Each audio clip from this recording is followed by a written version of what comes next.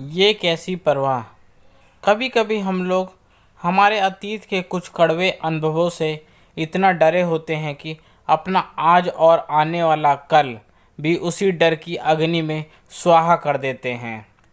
मेरी आज की कहानी की माँ विनीता भी अतीत के कुछ बुरे अनुभवों के कारण खुद तो परेशान रहती है, अपितु अपने बच्चों पर भी ज़रूरत से ज़्यादा गुस्सा करती है।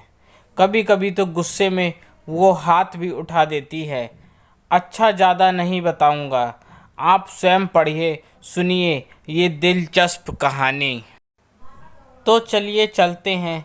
एक दिन विनीता और उसके परिवार के साथ बिताते हैं और उसके डर और गुस्से के कारण को समझने की कोशिश करते हैं। आज विनीता की बड़ी बेटी सुभी का 12वीं का परिणाम आने वाला है। सूरज देवता जाने की तैयारी कर रहे हैं, पर इन दोनों की सुबह अभी नहीं हुई है। आराम से चादर ताने सो रहे हैं। हमारी बिटिया सूबी जी का आज परिणाम भी आने वाला है, पर इनको कोई चिंता नहीं है। पढ़ने लिखने से तो इनका दूर दूर तक नाता नहीं है। महारानी एक दिन मेरी तरह नौकरानी बन जाएगी, तब रोएगी। विनीता खूब तेज तेज चिल्लाकर बच्चों पर गुस्सा हो रही थी। अरे विनीता, सुबह सुबह इतना गुस्सा क्यों कर रही हो बच्चों पर? भगवान ने इतने अच्छे और संस्कारी बच्चे दिए हैं, फिर भी रात दिन पर इन पर चिल्लाती हो। बच्चे बड़े हो रहे हैं, इस तरह इनको सुनाना अच्छा नहीं है। बच्चों की मानसिकता पर गलत प्रभाव पड़ता है। मनोज ने अपनी पत्नी विनीता को समझाते हुए कहा। जब वक्त निकल जाता है तब कुछ हाथ नहीं लगता। मनोज जी, अभी नहीं पढ़ेंगे तो सारी ज़िंदगी मेरी तरह रोएंगे। विनीता ने मनोज को बोला। मम्मी, सैंडविच बहुत टेस्टी बने हैं, मज़ा आ गया, क्या एक और मिलेगा? सूभी ने मम्मी पापा की बहस को रोकने की इच्छा से बोला। क्यों नहीं, अभी खा लो, बाद में परिणाम खराब आया तो ये भी नहीं खाया जाएगा। विनीता बड़बड़ाते हुए बोली। मम्मी, हर साल आप मेरे परिणाम वाले दिन ऐसे ही परेशान हो जाते हो, क्यों इतना टेंशन लेते हो आप? सूभी मम्मी से बोली। क्योंकि तुम अपनी पढ़ाई की बिल्कुल टेंशन नहीं लेती, ऊपर से लाख मना करने के बावजूद मोबाइल पर दोस्तों से गप्पे, फिर टिकटॉक, फिर स्नैपचैट, पता नहीं क्या करोगी ज़िंदगी में। तुमको नहीं पता सूभी, मैं भी ऐसी ही थी।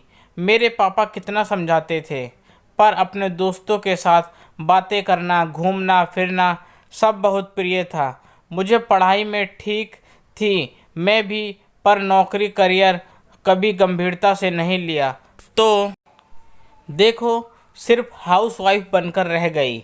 मैं तुम्हें तुम्हारे पैरों पर खड़ा करना चाहती हूँ, तुम्हें बड़ी अफसर बनाना चाहती हूँ, तुम सबकी परवाह करती हूँ मैं, पर जब जब तुम्हें अपना वक्त ख़राब करते देखती हूँ मेरा खून खौल जाता है।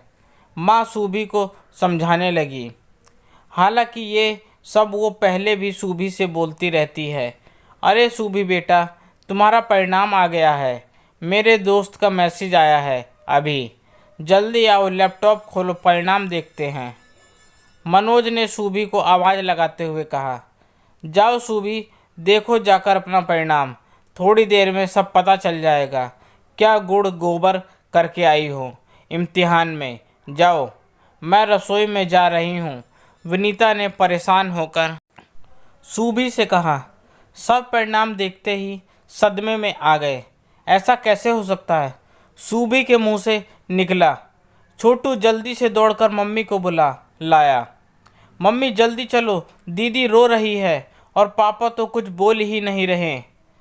कर दिया सर्वनाश इसने, कहती थी पढ़ ले, पर महारानी को दोस्तों से टिकटॉक बनाने से फुर्सत नहीं थी, अब खुद भुगतेगी। मम्मी बड़बड़ाते हुए कमरे में पहुंची। सू भी आंसू पोंछते हुए मम्मी के गले से लग गई।